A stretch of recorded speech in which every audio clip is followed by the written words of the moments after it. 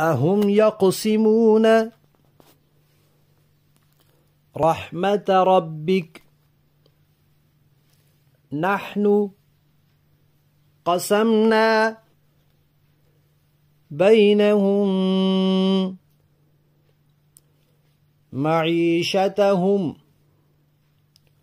في الحياة الدنيا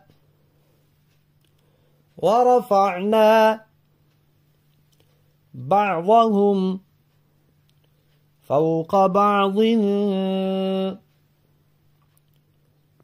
درجات ليتخذ بعضهم بعضا سخريا ورحمة ربك خير مما يجمعون